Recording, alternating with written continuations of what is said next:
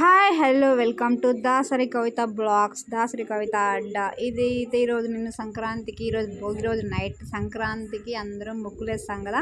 ఈరోజు అయితే ఈ ముగ్గు వేసాం. ముగ్గుల డిజైన్ అనేది అనమాట 1x17 అంటే 17 వరకు ఒక చుక్కిడ్చి చుక్క పెట్టాలి. ఇది టోటల్ ఇది సంక్రాంతి ముగ్గు. అయితే నాకు డైలీ వేయడం అంటే రాదు, కానీ అప్పుడప్పుడు సంక్రాంతి రోజు నేను అలా పెద్ద పెద్ద ముగ్గులు వేస్తాను.